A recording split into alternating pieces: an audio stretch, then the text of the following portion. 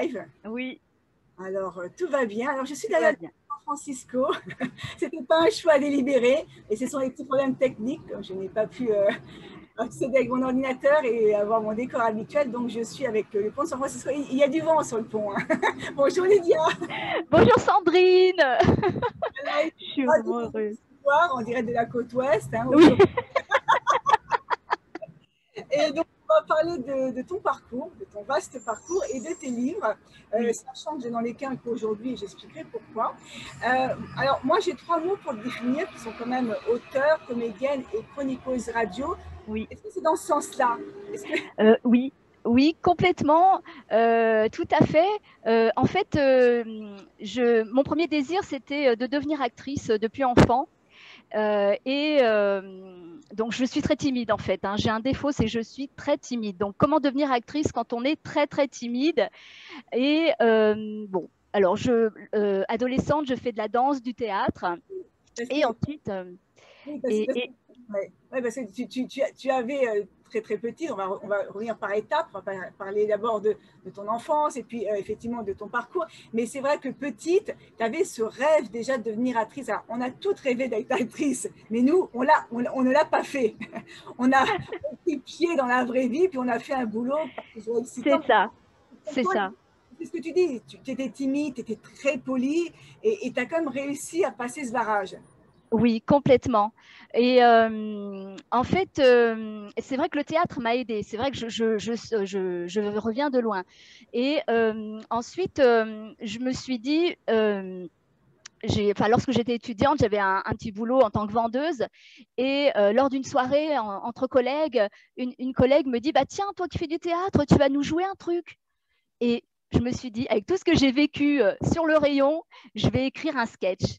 Je joue mon premier sketch, mais alors j'étais terrifiée, hein. C'était vraiment c'était très difficile pour moi, mais bon, voilà, j'adore jouer. Une fois que je suis dedans, je suis dedans, je suis à fond. Et je joue mon premier sketch, et alors là, tout le monde est mort de rire, et ils me disent, mais tu devrais faire du cabaret. Et c'est ainsi que j'ai commencé, j'ai pris mon courage à deux mains et j'ai franchi la porte du café-théâtre. Je me suis dit, je vais démarrer par le café-théâtre, solution de proximité en fait, parce que je me Oui. suis dit, moi qui suis lyonnaise, voilà, monter à Paris et tout, j'avais un peu peur, mais Avant ça, tu voilà. as eu un parcours beaucoup plus classique parce que, alors, j'imagine qu'à la maison, on t'a dit fais des études d'abord et puis tu verras après ce que tu fais de ta vie. Et du coup, toi, bien sage et bien sérieuse, tu décides à poursuivre des études de droit Oui. jusqu'à la maîtrise. Et pourtant, même là, tu n'as pas été très, très encouragée, il me semble. Tu as un prof qui t'a dit Carrément, carrément. Je me suis dit, bon, mes parents voulaient que je fasse des études. Alors moi, je ne suis pas contrariante. Je dis, ouais, si tu veux, je vais faire des études. Oh, bah, je vais faire du droit, tiens, ça sonne bien. Et je viens pour m'inscrire à la fac de droit. Et là, un professeur de droit me dit, alors vous, je vous déconseille de faire du droit, hein, vous n'y arriverez jamais, hein. pourquoi. Bah, en fait, je ne sais pas, il a dû voir mes notes au bac. C'est vrai que je n'ai pas eu des notes mirobolantes. Et là, je me suis dit, non, mais vous ne me connaissez pas, vous me jugez sur trois notes. Franchement, et ben, alors là, je me suis inscrite direct et j'ai fait du droit. Et j'ai eu ma maîtrise ensuite grâce à la danse. Donc, toi, tu mènes à tout. Alors, quelques années plus tard, donc, quand tu as ton diplôme de maîtrise en poche, tu te dis quoi? Tu te dis, bon, qu'est-ce que je vais faire de ce petit bout de papier? Ou alors, ouf, j'ai ma maîtrise de droit, je peux passer à autre chose. C'est quoi ta réaction? Exactement. Exactement. J'ai eu ma maîtrise de droit, j'ai payé ma dette, j'ai fait mes études. Maintenant, je fais ce qui me plaît. Et je me lance voilà, dans le café-théâtre. Je joue mes premiers sketchs, mais alors c'était terrible parce que je suis d'une timidité. C'est surtout pour être, parce que quand on est comédien au début, on est en même temps son relation publique, enfin son manager, en même temps, on est son propre VRP. Donc il faut aller venir et il faut se présenter. Et moi, c'était pas ça du tout. En plus, j'étais toute jeune, je venais de finir mes études. Bonjour, je suis Lydia, je fais des sketchs. Ah ouais, tu fais rire toi? Ça dépend des jours. Enfin, tu fais rire et tu fais rire même dans tes romans. On va revenir dessus. Il y a eu plusieurs vies quand même chez Lydia, mais elles ont toutes été liées à l'art. Alors, à l'art avec un grand A, que ce soit sur les planches, que ce soit à la télé, que ce soit à la radio, ou effectivement avec ta plume. Alors, tout commence, effectivement, tu disais en 99, si je ne dis pas de bêtises, avec le théâtre. Maintenant, moins de 20 ans ne peuvent pas connaître. Et donc, avec ce qu'on appelle des one-woman shows, tu les as fait en région, parce que tu es de Lyon, si je ne dis pas de bêtises non plus, si j'ai bien appris ma leçon, et tu as tout ça fait à Paris. Alors, tu as fait des premières parties de stars quand même, et tu as une belle liste de premiers prix. Mais les one-woman shows s'arrêtent en 2010. Pourquoi? Est-ce qu'ils se sont arrêtés ou est-ce que tu vas les reprendre? Alors peut-être, mais alors il est vrai qu'en 2010, j'ai eu, enfin en 2009, j'ai eu ma première fille. Je suis maman et j'essaye de continuer le One Woman Show, mais je me dis c'est compliqué quand on est maman. Après, je pouvais plus laisser mon bébé partir le soir jouer. J'étais plus enfin j'avais plus la tête à ça. Et je me suis dit, alors comment faire? Je vais trouver une solution. Et c'est là que j'ai prospecté les radios et je leur ai proposé des chroniques humoristiques sur l'actualité. Et c'est là que j'ai commencé la radio. Alors, la radio, on va y revenir. Il y a aussi eu la période du théâtre, avec un joli palmarès aussi, avec un répertoire assez classique qui m'a fait assez rire parce qu'on passe de la biche à Fédo. Ceci étant, moi, je te vois très, très bien sur scène jouer dans le Fédo ne te promène donc pas toute nue, ça tirait extrêmement bien, avec plein de dynamisme et des cris dans tous les sens. Tu as aimé ce théâtre de boulevard? C'est quelque chose qui t'a plu? Oui, ça m'a plu parce que j'aime le rire et c'est extraordinaire d'entendre rire les gens. Et puis c'est dynamique. Et ce qui est bon, alors le Fédo, on peut pas trop prendre de liberté parce que c'est quand même du classique. Oui. Mais des fois, on se lâche entre comédiens et ça fait rire les gens et on en rajoute et on se fait plaisir. C'est magique. Oui. Alors, donc, j'imagine que comme le Café Théâtre, tu as terminé tout ce qui était théâtre, en tout cas de façon régulière à la naissance de ton premier enfant. Oui. Il y a quand même une anecdote qui m'a fait beaucoup rire, tu m'as raconté d'une représentation où un monsieur a passé la soirée comme ça. Oh oui, alors là, c'était dans un café-théâtre à Rennes. Alors déjà, dans ce café-théâtre, bon, ils étaient très géniaux. J'en garde un super souvenir. Par exemple, bon, moi, je suis lyonnaise, je viens jusqu'à Rennes. On me demande 2 mois avant d'envoyer des affiches. J'envoie les affiches et tout. Je viens de Lyon jusqu'à Rennes et on me dit « Oh, on n'a pas eu le temps d'afficher, tu peux afficher ?» Donc, le soir, j'avais 6 personnes. C'était une horreur. Et puis après, bon, il y avait, bon, après, ça a été, j'ai eu du monde, tout ça. Et un soir, je vois un spectateur qui a tout le long du spectacle la tête baissée comme ça. Oh, je me dis, mais quelle horreur, mais qu'est-ce que je lui ai fait? Il n'aime pas ce que je fais, c'est horrible, parce que bon, en même temps, on est là, et pourquoi il rigole pas, lui? Et à la fin du spectacle, il vient me voir. Ouh là là, je me dis, ouh là là, il va me mettre un coup de boule, qu'est-ce qui se passe? Je ne le connais pas, lui, je ne vais pas le voir. Et en fait, il vient, il m'apporte de belles caricatures, de beaux dessins. En fait, il a passé la soirée à me croquer. Parce que c'est un artiste peintre et il m'a fait mon portrait. C'est une jolie anecdote que j'aime beaucoup. Alors, il y a eu aussi un petit peu de télé. Oui. Un petit peu beaucoup de télé, puisque tu as passé 4 ans de participation au coup d'humour. Oui. Tu en as retenu quoi, cette expérience télévisuelle? L'envie de reprendre aussi? Ah oui, c'était magique aussi, vraiment. Pour moi, c'était waouh, c'est la magie du. Mais en même temps, c'est alors c'est magique parce qu'on voyait des petites des vedettes aussi, et puis la magie de la télévision. On prend soin de vous, on vous maquille, on vous chouchoute et on se prend pour une star. Oh, je passe à la télé. On se dit que les rêves d'enfants se réalisent finalement. Alors, il y a eu aussi une participation dans 3 films avec des petits rôles.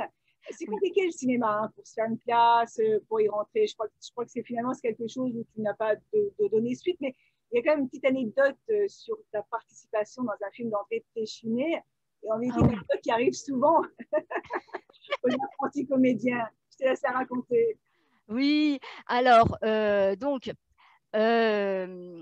j'étais étudiante et à la fac, ma copine m'apprend que André Téchiné, le réalisateur, vient tourner son film ici dans notre université. Et moi, je n'étais pas au courant. Il cherchait des figurants et moi, le rêve de ma vie, il vient à moi tout seul et je n'étais pas au courant. Et ma copine qui me dit tu fais quoi, toi, pendant les vacances? Alors, je dis rien. En fait, je réfléchis comme dans le dîner de con, là, où il fait jamais rien, mais il réfléchit. Et puis, elle me dit moi, je vais peut-être tourner un film parce qu'il y a André Téchiné qui cherche des figurants. Ah bon? Alors, tout de suite, je me suis inscrite à la dernière minute et j'ai été prise. Et ma copine, elle n'a pas été prise. Classique. Bon, c'était une jolie petite anecdote, en tout cas, de comédienne. Et puis enfin, tu en parlais en début d'interview, notre expérience qui se poursuit toujours, c'est avec succès d'ailleurs, c'est la radio. Donc tu as passé 8 ans à Lyon première et depuis 2 ans, tu es sur Cap Sao. Tout à fait. Tu y fais quoi sur Cap Sao? Pareil, tu fais des interventions d'actualité avec l'humour? Alors là, sur Cap Sao, je fais une chronique, c'est une radio un peu spécialisée latino. Alors, j'ai une chronique qui s'intitule « Au pays du soleil, j'en connais un rayon ». Et donc, j'explique les coutumes, la cuisine, voilà, tous des termes un peu des pays latinos. Et c'est super intéressant. En fait, moi, j'y connais rien, mais je me documente, en fait. J'ai même une question, c'est j'ai pas cru voir que tu avais quelques origines d'Amérique latine. Donc, c'est quoi? Tu fouilles, en réalité, tu fais ton je fouille, oui, je fouille, je me documente et puis de temps en temps, il y a des amis qui me donnent des petites astuces, comme là une amie de San Diego qui m'a dit, en fait, le El Cinco des Mayo. Alors là, c'était super, j'ai waouh. Mais là, je me documente beaucoup, oui. Et je m'émerveille.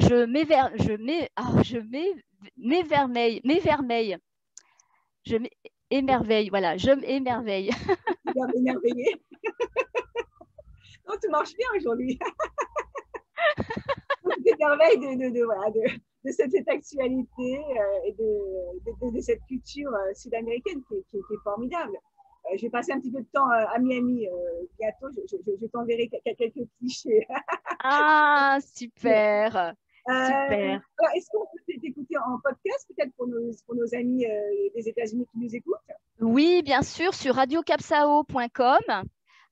Donc là, ils sont à fond dessus parce qu'ils n'ont pas eu le temps de réactualiser les podcasts, mais ils travaillent dessus. Normalement, on devrait tous les avoir avant fin juin.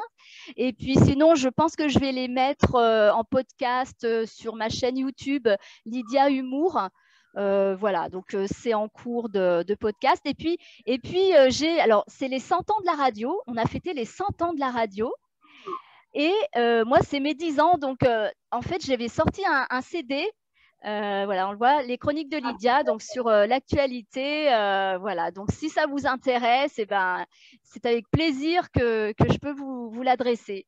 Voilà, pour fêter c'est mes 10 ans aussi. Voilà. Alors, on va parler maintenant de toi, auteur, parce que nous sommes sur rencontre des auteurs francophones. Alors, je n'ai qu'un livre à vous présenter aujourd'hui, parce que le deuxième est en rupture de stock à tel point que j'ai envoyé mon propre exemplaire, donc je n'en ai plus. Donc, voilà. Donc, le deuxième, le voici, c'est Le boulot, ça me travaille. Alors, gros succès sur rencontre des auteurs francophones. J'attends déjà ta livraison, puisque j'ai déjà des commandes que je dois honorer. D'accord. On en parlera peut-être, mais pour une intervention que tu fais sur la côte ouest, je crois, le 24 juin, tu vas nous en parler à la fin. Tout à fait. Le livre qui signe avec vraiment beaucoup de bonheur. Donc, Le boulot, ça me travaille, que tu nous as montré, qui est sorti en 2020, qui est sorti avec une version audio, dans laquelle joue une trentaine de comédiens. Ça, c'est énorme, on va revenir dessus. Et puis, donc, l'année d'avant, celui-ci, le premier, La ligne pourquoi on a décroché, qui est interprété par toi, avec ton talent d'humoriste. Oui. Et c'est un vrai bonheur. Comment est venue l'idée d'enregistrer un audiobook en plus du livre papier? J'imagine que ça s'est imposé à toi en tant que comédienne? Tout à fait. Tout à fait, j'y tenais parce qu'en plus, en tant que chroniqueuse radio, je tenais, en fait, en plus, c'était les 50 ans de l'homme sur la Lune. Et c'est l'anniversaire. Et c'était le cas, voilà, c'était l'anniversaire. Donc, et je voulais vraiment le livre avec les photos et le CD avec la version audio. Et alors, les éditeurs, bien sûr, ils me disaient « Ah non, mais nous, on ne fait pas. » Parce qu'on me disait « Sortez d'abord la version papier et l'audio, on verra après. » Je dis « Non, je veux sortir en même temps. » C'est extrêmement simple parce que ça suffit d'un QR code, c'est ça, hein, oui, tout à fait, tout à fait. Et moi, je ne savais pas, effectivement, et c'est un éditeur, donc quand je lui ai demandé, il m'a dit, oui, d'accord, c'est bon, avec un QR code. Ah oui, super idée, je n'y ai même pas pensé. Okay. Non, mais c'est vrai que moi, la plupart des livres que je reçois avec de l'audio, c'est souvent un CD. Et là, je trouve que c'est une idée extrêmement magique, quoi. Ça marche tout seul, on peut le recharger autant de fois qu'on veut si on veut, donc c'est magnifique. Alors, oui. tu termines ta période d'auteur, parce que tu as aussi écrit, bien évidemment, pour la radio. Oui. Bien sûr, tous tes spectacles, c'est toi qui les as écrits. Oui, et j'ai coécrit aussi les sketchs de l'humoriste Selig, qui passe souvent sur Rire et Chanson. Voilà. Alors, on va parler de tes livres, si tu veux bien. Donc, le premier, par ordre chronologique, c'est La Lune. Celui-là, je l'ai.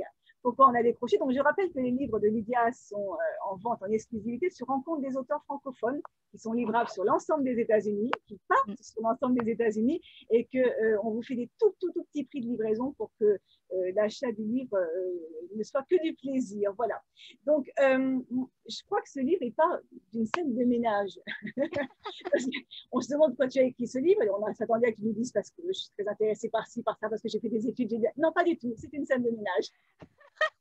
Oui, c'est vrai. Alors, en fait, moi, j'étais sur l'écriture de mon roman Le boulot, ça me travaille. Et arrivé à l'approche des 50 ans de l'homme sur la Lune, mon mari, François Haru, qui est médiateur scientifique, donc il m'a sensibilisée sur ce thème.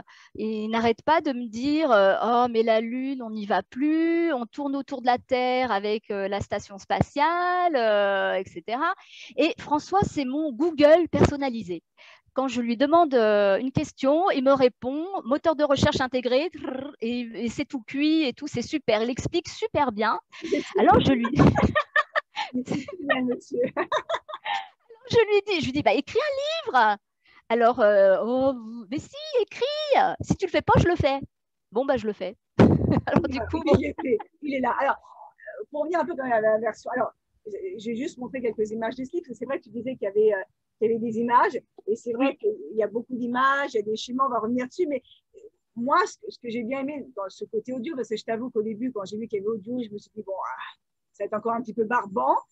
Mais avec toi, non, mais c'est vrai, tu vois, on se dit, c'est une lecture finalement du livre. Est-ce que je vais m'endormir au bout de 5 minutes? Est-ce que je vais finir plus? Enfin, et alors finalement, on tombe sur quelque chose dont on ne s'attendait pas du tout, puisque tu es comédienne, et donc le ton que tu mets dans cette version est juste génial, quoi. J'ai plutôt envie de dire que c'est un spectacle sans les images, tu vois, plus qu'une lecture. D'ailleurs, tu vas nous offrir des petits extraits tout à l'heure. Voilà. Et donc, dans ce livre, il y a des très belles photos. Tu le disais, c'était important pour toi. Des photos en couleur, ce qui n'est pas toujours le cas dans les livres. Donc oui. Il y a des schémas, il y a des explications, il y a des illustrations simples qui font d'ailleurs rêver tous ceux qui rêvent de la Lune. Est-ce que toi, tu en as rêvé de cette Lune avant ou après, finalement? C'est peut-être que tu en as rêvé en écrivant le livre. Oui, alors en fait, avant, pareil, je ne me posais pas la question. En fait, c'est vrai que c'est mon mari qui m'a beaucoup sensibilisée. C'est des questions que je ne me posais pas. Et j'ai dit, il faut absolument écrire un livre sur les 50 ans de l'homme sur la Lune parce que je trouvais qu'on n'en parle pas assez. Il y a beaucoup de dénigrement. Ouais, ça sert à rien d'aller sur la Lune. On ferait mieux de s'occuper de la Terre. Mais c'est comme si on disait à Christophe Colomb, ouais, tu ferais mieux de t'occuper de l'Espagne au lieu d'aller découvrir l'Amérique, quoi. Alors, donc, voilà. Je trouve qu'ici, même aux États-Unis, parce que c'est quand même une partie de l'histoire américaine, on n'en a pas tellement parlé finalement. Je trouve que c'est passé un peu à côté. Mais oui, c'est ça.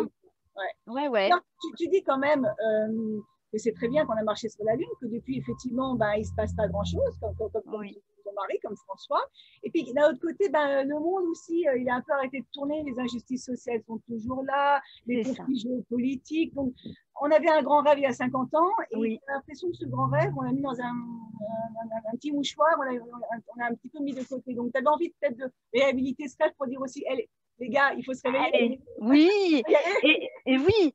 Et tu vois, et aussi j'explique, en fait j'essaye d'apporter une approche concrète parce que souvent les gens ils disent oh la Lune on s'en fout, on a d'autres problèmes, mais quand on sait dans le livre c'est expliqué tellement simplement, vous verrez c'est amusant et vous apprenez plein de choses.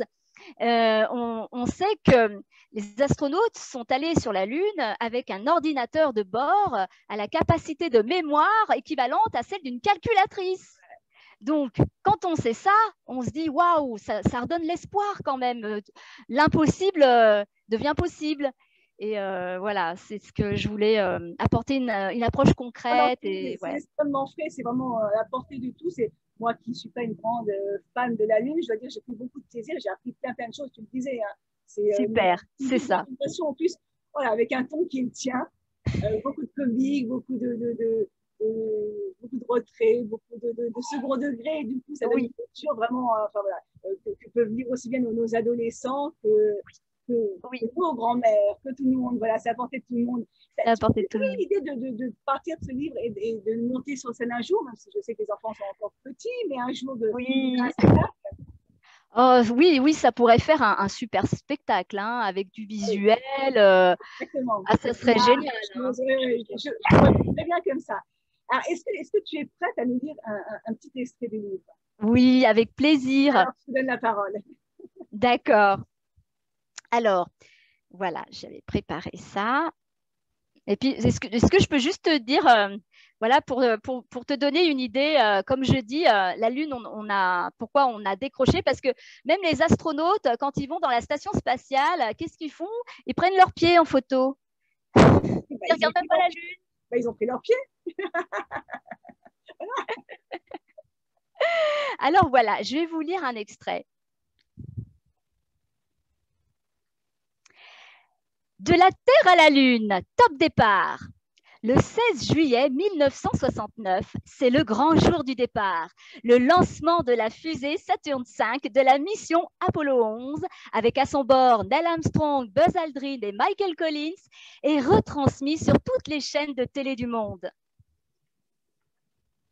4 jours après, le 20 juillet, les téléspectateurs aperçoivent des cratères sur leur écran. Ça y est, ils arrivent au bord des côtes de la Lune. Les téléspectateurs sont obnubilés par le défilé incessant des cratères qui grossissent de plus en plus à l'image. Mais quand vont-ils enfin se poser? Ils doivent se poser. Il ne leur reste que 20 secondes de carburant. Attention, iceberg juste devant. Un quoi? Non, un cratère juste devant. Alors que tous les voyants sonnent l'alerte, Armstrong garde son sang-froid et prend les commandes manuelles. Il pilote minutieusement l'appareil, plane au-dessus du cratère qu'il parvient à dépasser et se pose majestueusement. Sans cela, il se serait posé comme une merde en travers et le LEM aurait risqué de se retourner. Les astronautes auraient fait un tonneau, ils auraient eu l'air malins et surtout, la mission n'aurait pas eu d'impact.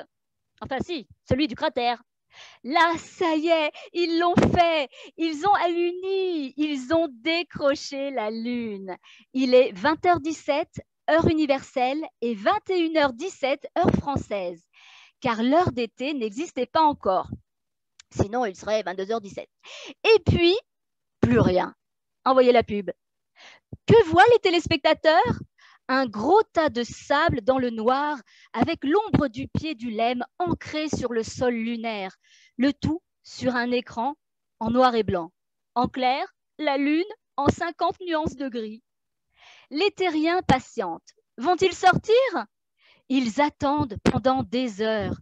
Les astronautes ne sont pas sortis tout de suite. Il faut faire durer le suspense? Non, il faut surtout vérifier la checklist. L'ombre du LEM, pas l'ombre d'un doute, nous sommes sur la Lune. Merci Lydia. Donc, vous comprenez pourquoi je vous disais que c'est un livre qu'on prend beaucoup de plaisir à écouter. Donc moi, je vous conseille de lire une première fois et après de vous faire la petite version audio derrière. Et oui. C'est sympa aussi pour les enfants. Oui, très sympa. Oui, vraiment. C'est une lecture vraiment pour tous. Comment réagissent les lecteurs d'ailleurs, justement? Est-ce que tu as eu des remarques sympas, des remarques pas sympas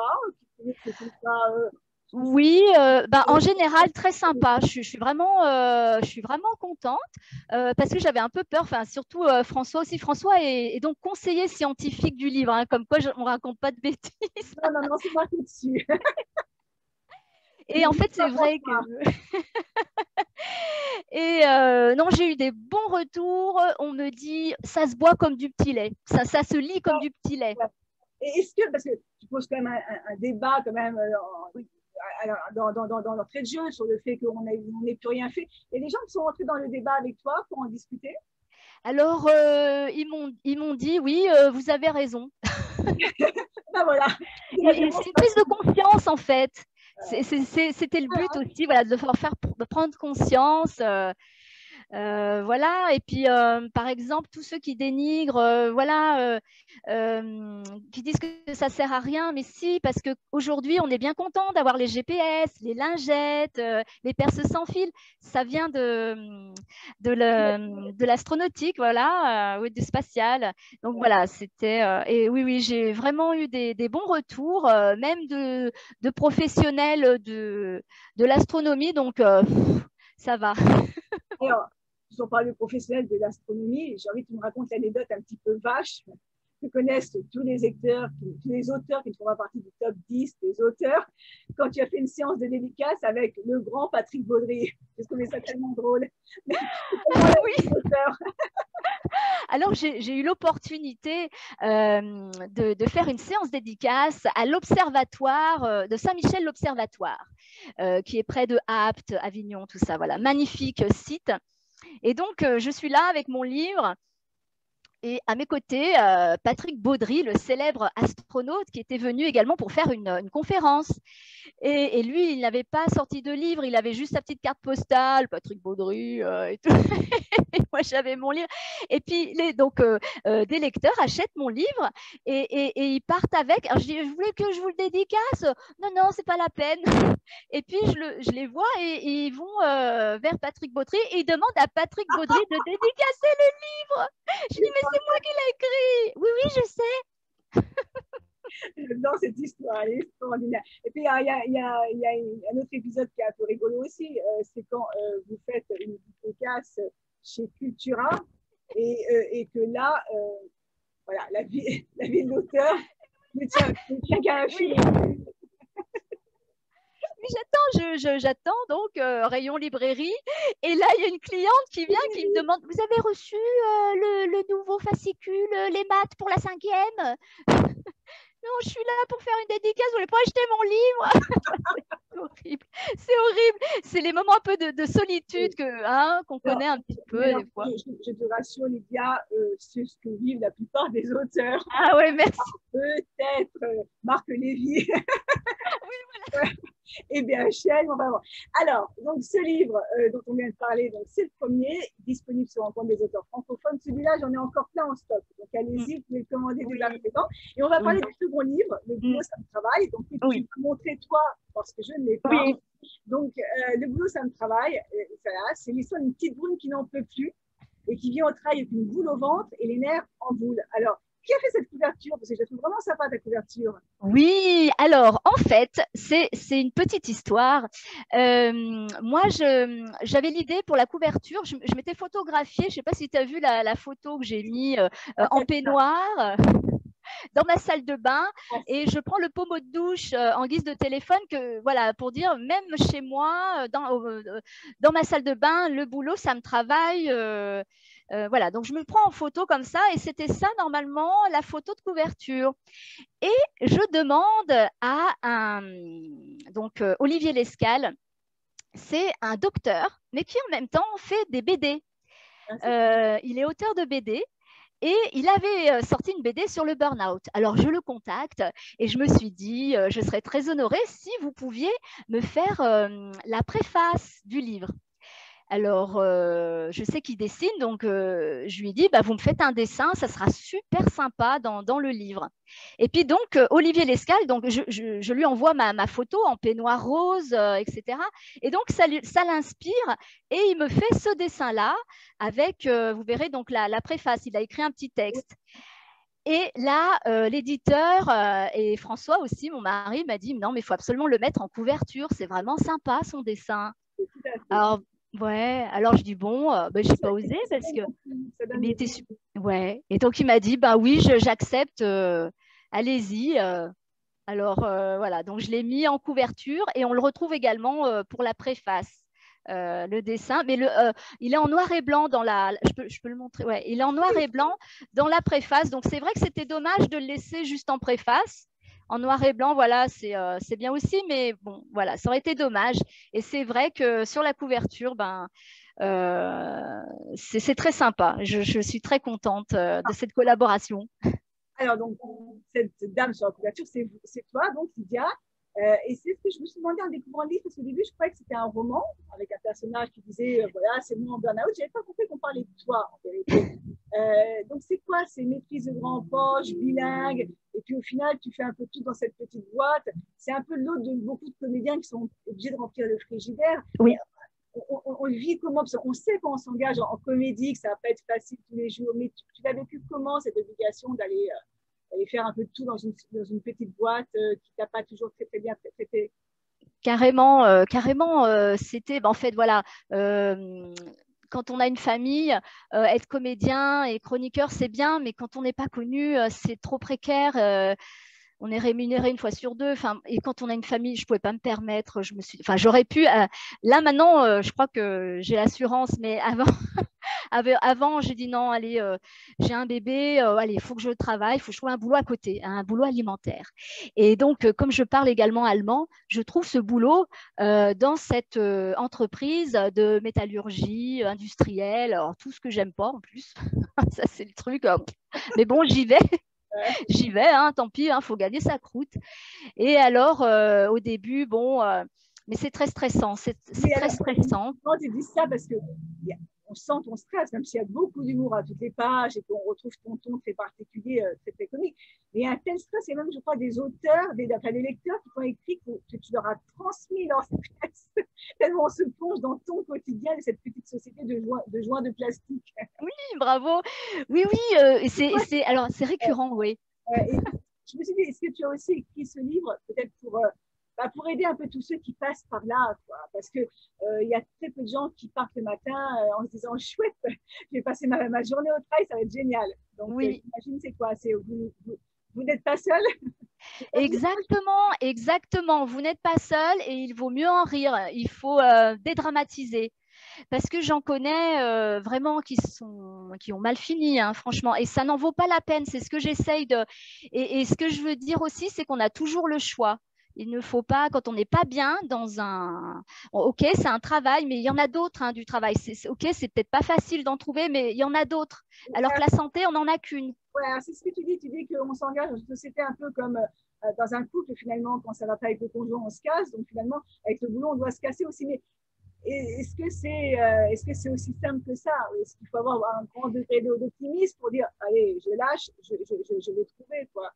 Oui, oui, mais il faut être optimiste. Comme un sportif sur sa ligne de course, et, il voit l'arrivée. Et ben c'est pareil, il faut viser l'arrivée et vous la trouvez. Et moi, c'est ce que j'ai fait parce que bon, j'ai mis un certain temps voilà, à m'en dépêtrer, mais je ne regrette pas du tout. Et alors, je sais, c'est pas facile parce que beaucoup de gens me disent oh là là, mais comment je fais? Enfin, ils croient qu'ils sont condamnés. Non, vous n'êtes pas condamnés, vous avez le choix. C'est ce que je veux dire en fait. Alors, tu le fais avec l'humour. L'humour, c'est toujours une forme de thérapie. Est-ce que écrire ce livre a été aussi pour toi une thérapie de débarrasser de toutes ces années ouais. Oui. On te suit dans ton quotidien, dans cette vie d'entreprise avec tes collègues, certains sympas, d'autres des pots de vache. Et on se reconnaît plus ou moins tous en disant mais mince, c'est un peu ma vie tout ça. C'est l'entreprise avec les mesquineries, les injustices. Par exemple, un jour on te reproche de ne pas avoir fait ton compte de client alors que tu avais rentré un client extraordinaire qui a écrit pour te remercier pour tout le service que tu as offert, mais ça, tout le monde s'en fout. C'est un peu comme à l'école, quand tu as des bonnes notes, on s'en fout. Quand tu as des mauvaises notes, tu te fais marcher dessus. C'est un peu la France. Je ne sais pas si tu as eu l'occasion de vivre à l'étranger, mais est-ce que ce n'est pas aussi très, très français tout ça? Oh, je pense, c'est vrai que j'ai pas eu l'occasion de travailler dans une entreprise étrangère. Moi, j'ai beaucoup voyagé, mais je n'ai pas travaillé à l'étranger. Mais je suis sûre que en France, c'est une manière, c'est vraiment de démotiver les gens. J'ai remarqué ça dans les entreprises et vraiment, je trouve ça écœurant, quoi. Et ça écœure les gens. Et après, ben, ils sont plus consciencieux dans leur travail et voilà. Et en fait, j'ai trouvé des aberrations dans les entreprises qui m'ont choquée. Et en fait, ce livre, c'est un peu un travail journalistique que j'ai fait parce que quand j'étais là-bas en poste, je me suis dit oulala, il faut absolument que je témoigne parce qu'il y a des choses qui m'ont vraiment choquée. Et tous les jours, j'ai pris des notes. Comme j'ai fait un travail d'investigation et j'ai pris des notes tous les jours et j'ai dit il faut absolument que je sorte ce livre. C'est vraiment. Combien de temps cela t'a pris pour réaliser que tu n'étais vraiment pas à ta place dans cette société? Parce que en livre, nous, on le sent dès le début. Mais tu t'accroches, tu te dis, allez, le stress, ça va passer, les remarques, je les prends au second degré. Et bon, il y a un moment, tu t'es dit non. Non, c'est ça. C'est tout à fait ça. C'est tout à fait ça. Oui, oui, au début, on encaisse. J'encaisse. Allez, il faut que. Allez, je suis grande. Allez, puis on encaisse, mais à un moment donné, puis on tombe par terre. Donc, premier burn-out. Et on se remet sur pied. Puis après, deuxième burn-out. Bon, allez, ça va plus le faire. Il faut partir. Sinon, c'est je marche, je crève ou je cherche ailleurs, en fait. C'est ça. Et à partir de ce moment-là, tu t'es dit, c'est bon, il faut que je parte. Est-ce que tes proches, enfin ton mari surtout, s'apercevaient que tu étais en train de te faner jour après jour et... Et ben, en fait, c'est quand il a lu mon livre qu'il m'a dit, je m'excuse, Ah, j'ai rien vu. bravo. Non, ça veut dire qu'il y a quand même une capacité à maîtriser tes émotions. Écoute. Pourtant, il y a des jours où c'était, waouh, c'est vrai que c'était pas facile, mais il y avait des jours où j'avais du mal j'étais un peu de mauvaise humeur, enfin voilà, mais il a rien vu tout ça, il a pas compris ça en fait. Et c'est en lisant le livre qu'il m'a dit, ah ouais, je m'excuse, j'ai pas vu ça. Là, il y a des paradoxes aussi qui sont tellement classiques dans les entreprises, c'est-à-dire que ton patron est super content de ton travail, tu postules pour un poste qui était fait pour toi, comme il faut l'avouer, et puis il est donné à une autre, et là, c'est la grosse gifle, tu te dis qu'effectivement, ce monde est trop injuste, comme dirait Calimero. Oui. C'est ça, c'est tout à fait ça, et c'est ce que beaucoup de gens vivent dans les entreprises, parce que quand je racontais mes histoires comme ça, je me suis rendu compte que je faisais rire, et les gens me disent, oui, mais moi aussi, dans mon entreprise, c'est comme ça, et tout. Donc, je me suis dit, je ne suis pas la seule, et effectivement, peut-être que ben, c'est en témoigner, ouais. En vérité, c'est une espèce de mode d'emploi de survie en entreprise. Oui, bravo. Oui, oui. Il n'y arrive pas toujours, mais en tout cas, voilà, on donne les grandes lignes pour dire non, attends, ça, c'est bon, tu fais attention, ça, tu dépasses, ça, tu. Bon, il y a un moment, effectivement, où c'est le ça, ça fait un peu beaucoup. Mais je trouvais que c'était un peu un guide de survie dans votre entreprise ce matin. Comment partir sans que ça soit un véritable cauchemar. Oui, c'est ça, bravo. Donc tu as plein de gens qui sont pas de leur situation, finalement, à la lecture du livre. Mais carrément. Les gens me disent, je me suis vue, j'ai vu l'entreprise. Et puis, il y en a beaucoup voilà, qui s'identifient, qui m'ont dit, mais j'ai ressenti tout comme s'ils vivaient la situation. On m'a dit. C'est vrai que c'est écrit, d'ailleurs, c'est écrit enfin, ou comme une pièce de théâtre, ou comme un sketch. Mais oui. C'est vrai qu'on imagine vraiment sur scène. Enfin, on imagine très bien huis clos avec la boîte, le comptoir, le patron, le commercial. On imagine vraiment tout ça sur scène. Et d'ailleurs, puisque c'est ça, je vais te demander de nous lire un petit extrait. Je sais qu'il y a des comédiens habituellement, mais je vais te laisser prendre ton Alors voilà. Pour nous lire un petit extrait. Avec plaisir. Alors voilà un petit extrait. Alors normalement, voilà, j'interprète mon rôle et donc il y a d'autres rôles, mais bon, je vais le faire, voilà. Alors, donc pour expliquer les aberrations qu'on peut trouver dans une entreprise, donc voici un exemple. Samira, le regard débordant de larmes, imbibé de tristesse et de rancœur envers nous, s'avança seule face à nous, comme si elle voulait nous mettre un coup de boule. Moi, je l'avais déjà, la boule.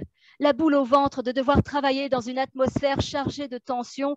Et j'avais aussi les boules de voir les collègues se déchirer encore à cause du management abyssal de nos chefs qui n'agissent pas et laissent pourrir les problèmes jusqu'à ce qu'ils disparaissent tout seuls.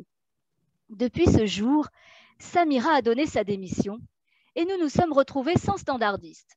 Cependant, nous avons poursuivi la grève. Les clients étaient excédés de ne pas pouvoir nous joindre. Ce n'est pas grave, nous n'avons pas lâché. C'est alors que nous avons obtenu le recrutement de la nouvelle standardiste que nous accueillons aujourd'hui. Elle se nomme Malika. Elle est très classe et très professionnelle. Normal, elle est toute neuve dans la boîte. L'ancienne aussi, elle était comme ça au début. Le seul hic, c'est qu'elle ne sait pas parler anglais. Et dans une société internationale, ça fait tâche.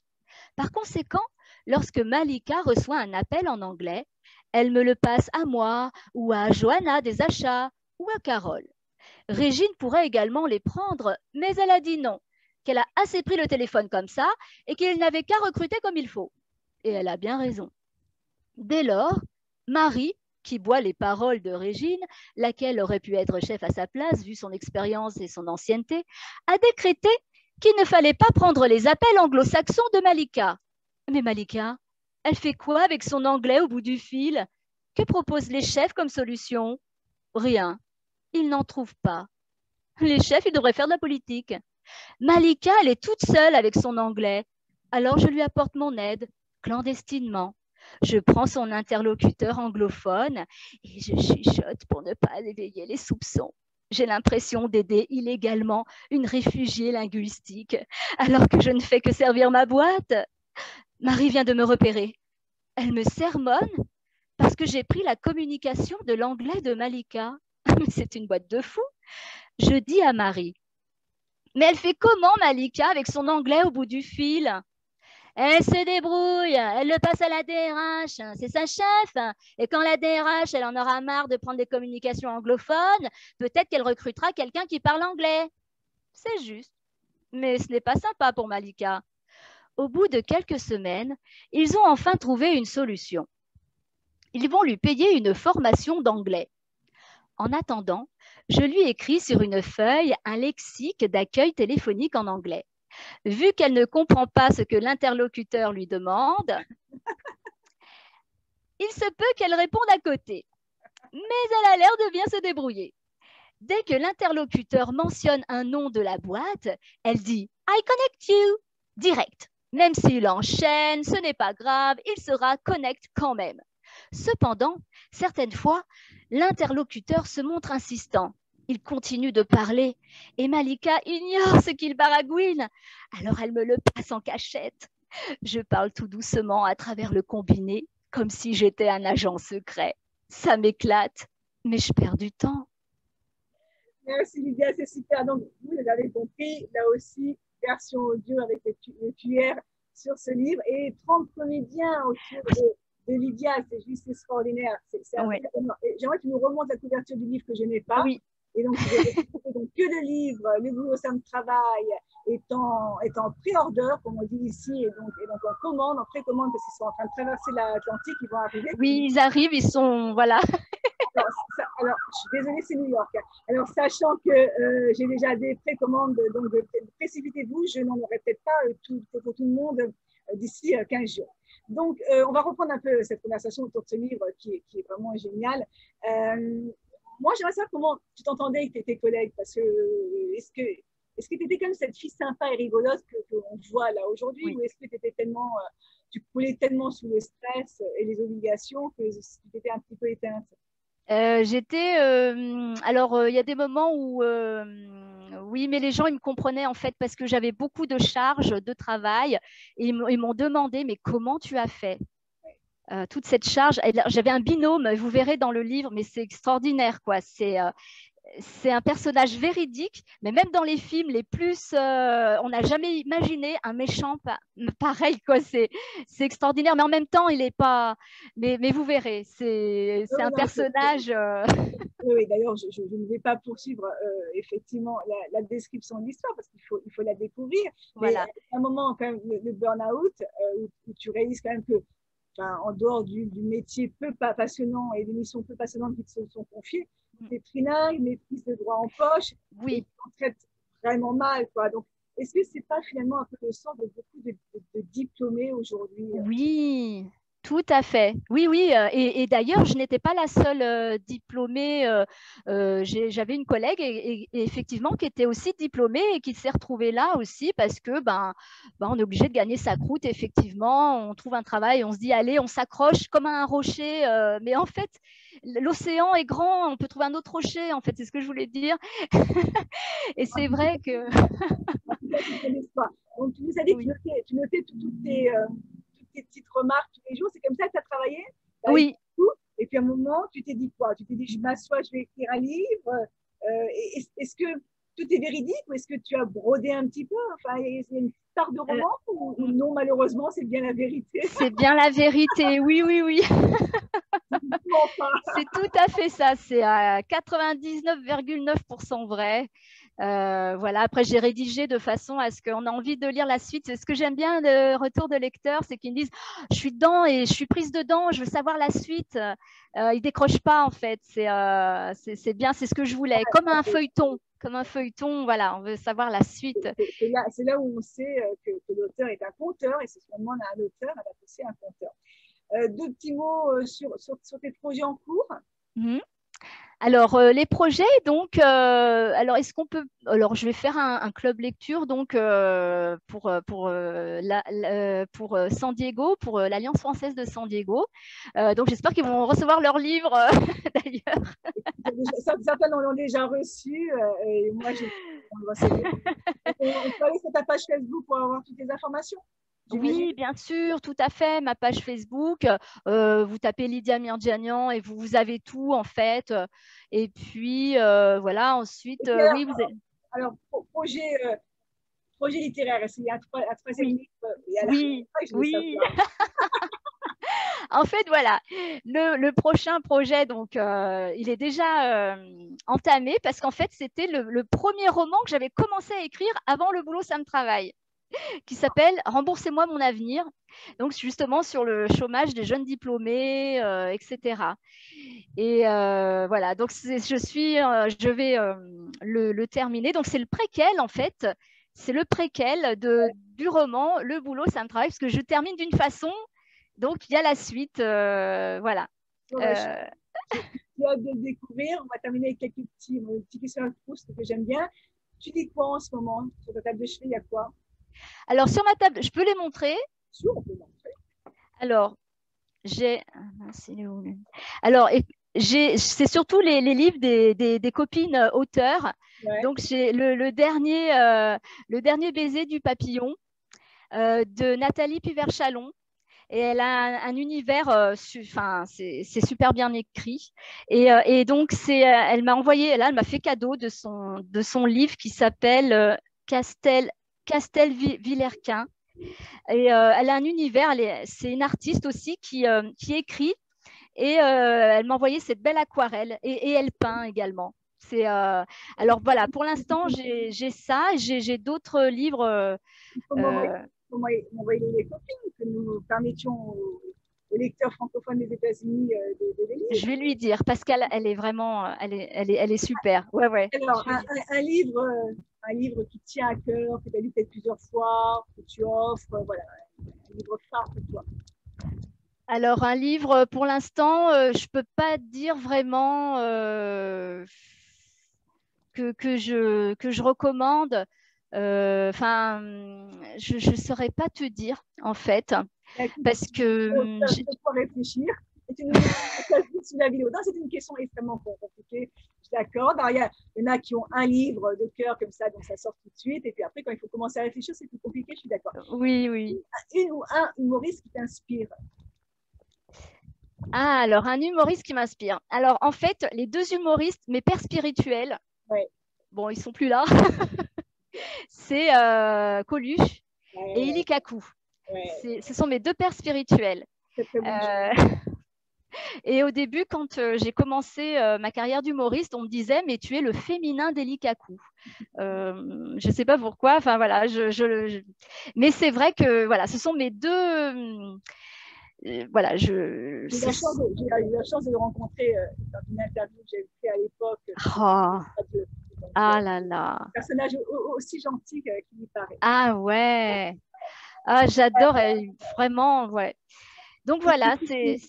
Une pièce que tu aimerais jouer. Ah ouais, alors une pièce que j'aimerais jouer, oh là là. Ah, ça serait une pièce de Francis Weber. J'adore cet auteur.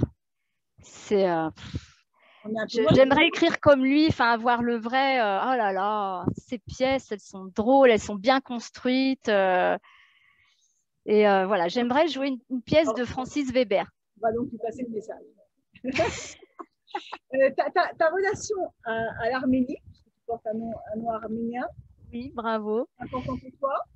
Alors oui, oui, je suis concernée parce que avec tout ce qui s'est passé là récemment, enfin moi je suis donc petite fille de réfugiés arméniens du génocide. Et donc, bon, on a la bonne humeur et tout, mais on a toujours voilà, l'histoire au cœur. Une cicatrice en fait qui est difficile à cicatriser et on remue le couteau dans la plaie et voilà, ça me fait trop de peine. Mais voilà, tout ce qui s'est passé. Mais heureusement, il y a une belle solidarité et ça fait plaisir. Il y a une très très belle communauté arménienne qui est extrêmement solidaire et comme tu dis, en ces temps compliqués, ça fait plaisir. Oui. Aujourd'hui, si tu avais le choix plutôt radio, planche ou tournage? Tournage. Ah, voilà. Ouais. Encore un message. Alors, tu es lyonnaise, on le disait. Un endroit dans ta ville qui est ton petit antre, qui est ton lieu je sais pas, de pèlerinage où tu aimes aller? Oui, eh bien, c'est l'Institut Lumière. C'est le jardin. Donc là, je suis, parce que j'ai vécu dans ce quartier et j'y ai passé beaucoup de dimanches après-midi à me ressourcer dans ce jardin de la Maison des Frères Lumière, hein, donc, qui est à Lyon 8e. Donc, j'ai adoré ce quartier et moi, c'est moi qui suis fan de cinéma à la base.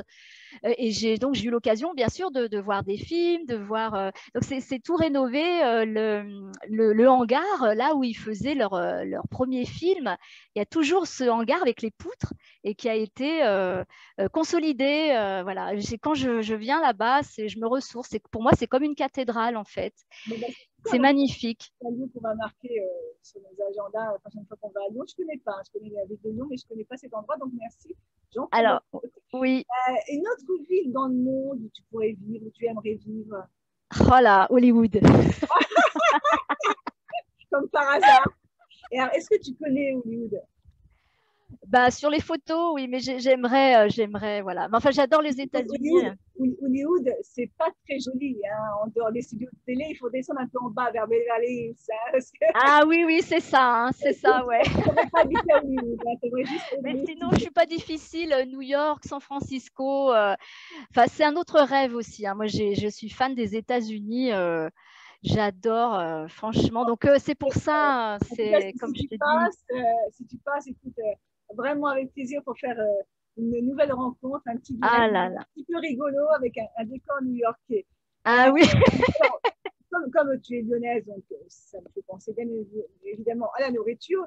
Est-ce que c'est lyonnaise qui est ta spécialité, que tu aimes par-dessus tout? Ah, alors, oh là là. Alors, ma spécialité, effectivement, j'aime beaucoup le saucisson, le Jésus. Mais j'adore tout. Enfin, je saurais pas te dire tellement que c'est vrai qu'on a la chance de. Une très bonne cuisine. Ça veut dire que tu manges de tout, de cette bonne cuisine lyonnaise. Et je suis fan de. Alors, donc, moi qui suis fan de l'Institut, de la Maison des Frères Lumière, et donc, il y a en même temps donc, Bocuse qui a ouvert le restaurant, qui a restauré la maison donc, de la belle-sœur de Louis Lumière, enfin, c'est Marguerite. c'était sa maison. Et donc, ils ont fait le restaurant à l'intérieur de sa maison qui est magnifique. Et à chaque fois, moi, j'y vais. Parce qu'en plus, les prix sont abordables. Ils ont fait un super truc. Et moi, je suis là, je suis dans mon rêve, dans mon décor. Moi, chez Marguerite. Voilà, alors, on ira manger chez Marguerite quand vous. D'accord, je viens à Lyon, on ira manger chez Marguerite. Ah ouais. Alors, quand tu n'es pas un peu dans tous les sens, tu fais quoi? Une passion en dehors de ton métier, bien sûr. Oui, alors effectivement, bah, écrire, déjà, c'est ma passion. Et donc après, je fais aussi de la danse toujours. Tu t'en parlais de la danse au début, c'est vrai. Ouais. J'ai repris la danse, mais bon, on voit que les années sont là, hein. C'est une question Mais ça va. Oui. Merci Lydia d'avoir été là. Donc, je rappelle les 2 livres de Lydia qui sont en exclusivité aux États-Unis sur Rencontre des auteurs francophones et c'est un vrai plaisir pour nous. Donc, le premier, La Lune, pourquoi on a décroché. Le deuxième, Le boulot, ça me travaille. Les deux avec la voix unique de la talentueuse comédienne Lydia. Vous avez donc les 2 versions. Celle pour vous endormir en beauté, pour bercer les enfants et pour surtout écouter des choses fort sympas pendant les longs voyages en voiture. Hein, oui. Et puis le livre, on se fait un plaisir à se narrer tout seul. Moi, en vérité, quand je lisais le livre, je faisais un peu de mon sketch, je me suis sentie un petit peu comme comédienne, tu vois, grâce à toi. Super. Mon décor de San Francisco aujourd'hui, du vent, du bruit. La technique n'était pas toujours au rendez-vous, mais la bonne humeur était là et c'est le plus important.